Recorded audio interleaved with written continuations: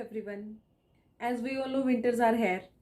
भाई सर्दियों की सबसे अच्छी बात तो ये है कि बहुत सारी फूड ऑप्शंस हमें खाने को मिल जाती हैं। बहुत वैरायटी ऑफ फूड्स मार्केट में अवेलेबल हो जाते हैं। नहीं, लेकिन ना ये मज़ा सारा किरकिरा तब हो जाता है जब हमें कोल्ड और कफ वाली सिचुएशन आ जाती है, स्पेशली बच्चों को, और वो भी उन बच्चों को जो अभी 1 साल से छोटे हैं। तो जो न्यू मदर्स हैं उनको सबसे ज़्यादा प्रॉब्लम ये होती है कि इस सिचुएशन में हम बच्चे को क्या खिलाएं, क्या दें, क्या क्या नहीं दें, किस तरह का उनका लाइफस्टाइल रखें। तो इस वीडियो में मैं इसी के ऊपर डिटेल में बात करूंगी कि वो बच्चे जो 1 साल से कम हैं उनको अगर कफ और कोल्ड की सिचुएशन हो गई है तो इस सिचुएशन में उनको क्या क्या देना चाहिए और कितनी मात्रा में देना चाहिए। इसके बाद हम थोड़ा सा अडल्ट्स की भी बात करेंगे कि विंटर्स में हम गिल्ट फ्री होके विंटर्स के फूड को किस तरह से एंजॉय कर सकते हैं और किस तरह से उनके न्यूट्रिएंट्स को हम कंज्यूम कर सकते हैं अपनी बॉडी को नरिश करने के लिए।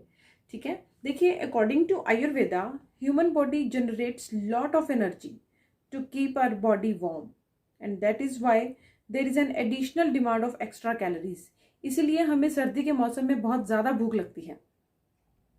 ठीक है, लेकिन जब कफ और कोल्ड की सिचुएशन होती है तो इस सिचुएशन में हमें इस चीज़ का ध्यान रखना है कि बच्चे को या अगर किसी अडल्ट को भी कफ और कोल्ड की कंडीशन या सिचुएशन हुई है तो उसमें हमें फूड बिल्कुल इजीली डाइजेस्टेबल देना चाहिए। ऐसा खाना देना चाहिए जो बहुत अच्छे से आसानी से डाइजेस्ट हो जाए, हल्का हो खाने में और पचने में भी। देखिए, during cough and cold foods हमें वही देने हैं जो फुल ऑफ न्यूट्रिएंट्स हो, full of minerals and vitamins हो, इजी टू डाइजेस्ट हो। ऐसे फूड्स हमें बच्चों को देने हैं या उन पेशेंट्स को देने हैं जिनको कफ और कोल्ड की कंडीशन हुई है। एक चीज का ध्यान रखें, जो छोटे बच्चे हैं जिनको हम ट्राई करते हैं कि नए नए फूड्स उनकी डाइट में इंक्लूड करें, ऐसी सिचुएशन में जब उनको कफ और कोल्ड या फ्लू की कंडीशन है, इस सिचुएशन में उनको आपने न्यू फूड्स नहीं देने हैं। जो फूड्स जो डाइट पे ऑलरेडी वो हैं वही हमने देने हैं और इजीली डाइजेस्टेबल डाइट देनी है। ठीक है, तो चलिए अब बात करते हैं कि वो बच्चे जो 1 साल से छोटे हैं और उनको अगर कफ एंड कोल्ड हो गया है तो इस सिचुएशन में हम बच्चों को क्या दें खाने को। देखिए, 0 to 6 मंथ्स तक के बच्चे को हाईली रिकमेंडेड है कि मदर का दूध ही दें। Breast milk is highly recommended. 6 महीने से ज़्यादा के बच्चे को अगर कफ और कोल्ड की सिचुएशन होती है तो हम उसको बार्ले वाटर दे सकते हैं जिसमें कि फाइटोकेमिकल्स हैं, एंटीऑक्सीडेंट्स हैं। हम उसको राइस वाटर दे सकते हैं जिससे कि बच्चे में एनर्जी आएगी, क्योंकि कफ और कोल्ड की सिचुएशन में एनर्जी बहुत ज़्यादा डाउन हो जाती है। तो राइस वाटर जो है वो एनर्जी देने में बहुत ज़्यादा हेल्पफुल है। इसके अलावा हम जिंजर, लेंटिल, कोरिएंडर सूप दे सकते हैं। बहुत इजीली बन जाता है। दाल में थोड़ा सा जिंजर का तड़का लगा के आप उसमें थोड़ा सा धनिया डाल के ऊपर बच्चे को दिया जा सकता है। आप जो वेजिटेबल मार्केट में जो सीजनल वेजिटेबल्स इस टाइम पे अवेलेबल है मार्केट में, उसकी आप प्यूरी दे सकते हैं बच्चे को। उसके अंदर थोड़ा सा सेंधा नमक मिला के भी दिया जा सकता है। इसके अलावा आप जो अनार का जूस है, that is highly recommended in this condition. अनार के जूस में विटामिन सी होता है जो कि इम्यूनिटी को बिल्डअप करने में बहुत ज़्यादा हेल्पफुल होता है। अनार के जूस से HB भी बढ़ता है, तो ये बॉडी में आयरन की डेफिशिएंसी को फुलफिल करने के लिए भी काफ़ी हेल्पफुल है। अब बात करें 7 महीने के बच्चे की, तो ये जो डाइट मैंने आपको 6 महीने के बच्चे के लिए बताई है, इसमें ही आप चिकन सूप को भी ऐड कर सकते हैं। 7 महीने ऑनवर्ड्स हम बच्चे को नॉन वेज डाइट देना स्टार्ट कर सकते हैं। आप चिकन सूप इसमें ऐड ऑन कर सकते हैं। इसके बाद बात करते हैं 8 महीने के बच्चे की। 8 महीने के बच्चे में हम टीज इंक्लूड कर सकते हैं, जिसमें कि हम जिंजर टी सबसे पहले आती है, इसको इंक्लूड कर सकते हैं। जिंजर टी देने से क्या होगा कि पर्सपिरेशन होगी, पसीना आएगा, जिसकी वजह से बॉडी का टेम्परेचर थोड़ा सा कूल डाउन हो जाएगा और अंदर आपको गर्मी भी देगा वो, क्योंकि जिंजर का जो नेचर है वो थोड़ी गर्म है, हॉट इन नेचर है, तो थोड़ी गर्मी भी देगा। और जिंजर बहुत अच्छा डीकंजेस्टेंट भी है। ठीक है, तो जिंजर टी को हम बच्चे की डाइट में इंक्लूड कर सकते हैं। इसके बाद हम बच्चे को कांजी दे सकते हैं। कांजी होता है जो ओवर कुक्ड राइस होते हैं, उसको स्टार्ची वाटर के साथ हम बच्चे को दे सकते हैं। इससे को कार्बोहाइड्रेट्स देता है और ये बहुत ही इजीली डाइजेस्ट हो जाता है। इसके अलावा हम इडलीज दे सकते हैं बच्चे को। आप राइस की इडली दे सकते हैं या सूजी के बनाई हुई इडली भी दे सकते हैं। तो इसके अलावा हम बच्चे को वेजिटेबल सूप्स विद हर्ब्स दे सकते हैं। वेजिटेबल सूप्स में हम सीजनल वेजिटेबल्स को इंक्लूड कर सकते हैं, जैसे कि बीटरूट है, कैरेट है, पालक है। इन सब चीज़ों को जिंजर गार्लिक मिला के हम अच्छा सा सूप बना सकते हैं। इसमें हर्ब्स भी डाली जा सकती हैं, जैसे कि सिनेमन डाल दिया, थोड़ी काली मिर्च डाल दी। तो ये काफ़ी हेल्पफुल होती हैं बच्चे की इम्यूनिटी को बढ़ाने के लिए भी और बच्चे की बॉडी को गर्म रखने के लिए भी। इसके बाद बात करते हैं 1 साल तक के बच्चे की। तो जो 1 साल तक का बच्चा है उसमें हम इस टाइम पे टर्मेरिक को इंट्रोड्यूस करते हैं। जैसे कि गोल्डन लेटे अमेरिका में जिसको बोलते हैं, जो और हमारी भाषा में इसको हम हल्दी वाला दूध बोलते हैं। तो हल्दी वाले दूध को बच्चे की डाइट में इंक्लूड कर सकते हैं। रात को सोने से पहले बच्चे को बिल्कुल आसानी से दिया जा सकता है। और इसके अलावा आप अगर बच्चे को दूध देते हैं तो उसके अंदर जो ड्राई फ्रूट्स हैं उसका एक पाउडर बना के रख सकते हैं, उसको भी आप बच्चे की डाइट में इंक्लूड कर सकते हैं। Lemon honey water can also be given to kids. ठीक है, तो ये तो बात हुई बच्चों की। अब हम बात करेंगे अडल्ट्स की, कि अडल्ट्स विंटर्स का फूड किस तरह से गिल्ट फ्री होकर कंज्यूम कर सकते हैं। तो सबसे पहले अपनी डाइट में आप सीड एंड नट्स को इंक्लूड कीजिए। नट्स में आप वॉलनट्स हैं, आलमंड्स हैं, काजू हैं, पिस्टैचियोज हैं, रेजिन्स हैं, इन सबको आप रात को पानी के अंदर भिगो के सुबह इनको कंज्यूम कर सकते हैं।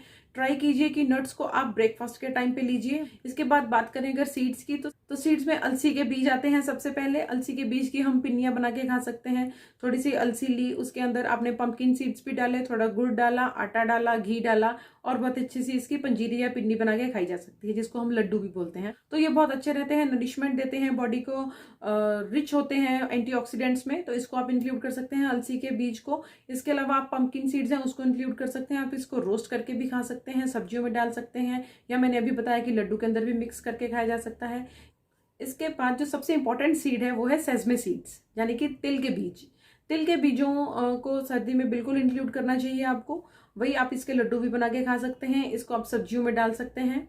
तिल और मिश्री को अगर इकट्ठे दे दिया जाए तो जो क्रॉनिक कफ है उसमें बहुत ज़्यादा हेल्पफुल है, स्पेशली वो कफ जिसमें बहुत ज़्यादा कंजेशन है, रेशा बाहर नहीं आ पा रहा है, तो उस कंडीशन में हम तिल और मिश्री को मिला के अगर दें तो कफ में काफ़ी ज़्यादा लाभ मिलता है। इसके बाद सर्दी हो और मूंगफली की बात ना हो, ये नहीं हो सकता। तो मूंगफली बिल्कुल लेनी चाहिए सर्दी में, पर आपको ध्यान रखना है कि आपको कितनी क्वांटिटी में लेना है। ऐसा नहीं है कि आप धूप में बैठे हैं और खा रहे हैं मूंगफली और पूरा का पूरा बॉल खत्म हो गया, आपको पता ही नहीं चला। इसका एक तरीका है मूंगफली को खाने का। क्या करना है आपको कि एक हैंडफुल ऑफ मूंगफली ले लेनी है आपने, जितनी आपकी मुट्ठी के अंदर मूंगफली आती है उतनी ले लेनी है, और उतनी ही खानी है एक दिन में। अगर आपको बच्चे को देनी है मूंगफली तो बच्चे की हैंडफुल ऑफ फिस्ट देनी है बच्चे को, अगर आपने खानी है तो अपनी हैंडफुल ऑफ फिस्ट लेनी है। तो इतनी ही मूंगफली आपको कंज्यूम करनी है। इतनी मूंगफली कंज्यूम करने के बाद ट्रस्ट मी, आपको वो नुकसान नहीं करेगी, वो आपको हेल्प ही करेगी। ठीक है, मूंगफली is rich in vitamins and minerals, so इसको अपनी डाइट में जरूर इंक्लूड रखिए ड्यूरिंग विंटर्स। ठीक है, इसके बाद बात करते हैं हर्ब्स और स्पाइसेस की। हर्ब्स और स्पाइसेस को अपनी डाइट में बिल्कुल इंक्लूड रखें। हर्ब्स में तुलसी आ जाता है, लेमन ग्रास है, लेमन है, जिंजर है, ये सब हर्ब्स है जिनको हम अपनी डाइट में इंक्लूड कर सकते हैं। इनकी चाय बना के पी जा सकती है, या इनको ऐसा सब्जियों में भी डाला जा सकता है। अगर स्पाइसेस की बात करें तो सबसे पहले जो स्पाइस का नाम मैं लूंगी वो है दालचीनी, यानी कि सिनेमन। सिनेमन के ऊपर मैंने बहुत डिटेल में एक वीडियो बनाया है, आप उस वीडियो को देख सकते हैं, आपको काफ़ी कुछ वहाँ से पता चल जाएगा सिनेमन के बारे में।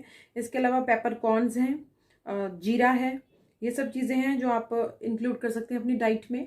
ये हर्ब्स और स्पाइसेस को डाइट में इंक्लूड करने से हमारी जो सर्कुलेशन है वो प्रॉपर होती है, और डाइजेशन भी बहुत अच्छे से होती है, और ये एंटी इन्फ्लेमेटरी का भी काम करते हैं। जो बॉडी के अंदर थोड़ी बहुत इन्फ्लेमेशन है वो खत्म हो जाती है हर्ब्स और स्पाइसेस को अपनी डाइट में इंक्लूड करने से। ठीक है, इसके बाद बात करते हैं रूटेड वेजिटेबल्स की और ग्रीन लीफी वेजिटेबल्स की। तो ग्रीन लीफी वेजिटेबल्स में हमारे पास पालक है, सरसों का साग है, बथुआ है, मेथी है। इन सब चीज़ों को बिल्कुल इंक्लूड कीजिए। इनके सूप बना के ले सकते हैं आप, ऐसा इनकी सब्जी बना के ली जा सकती है। और पंजाबियों में तो वैसे ही बहुत फेमस है सरसों का साग और मक्की की रोटी, तो बिल्कुल इसको ले सकते हैं। लेकिन वही बात है, थोड़ा सा आपको पोर्शन का आपका ध्यान रखना है। अकॉर्डिंगली आप इसमें बिल्कुल घी डाल के भी खा सकते हैं, लेकिन आपको दिन में एक बार खाना है और दिन के टाइम पे खाना है। ध्यान रखें कि रात को आपको सरसों का साग और मक्की की रोटी और शक्कर नहीं लेनी है। आपको दिन के टाइम पे इधर ब्रेकफास्ट और लंच, प्रेफरेबली ब्रेकफास्ट या फिर लंच, इन दो टाइम पे आप इन सब चीज़ों को कंज्यूम कर सकते हैं, क्योंकि ये हाई इन कैलोरीज हैं।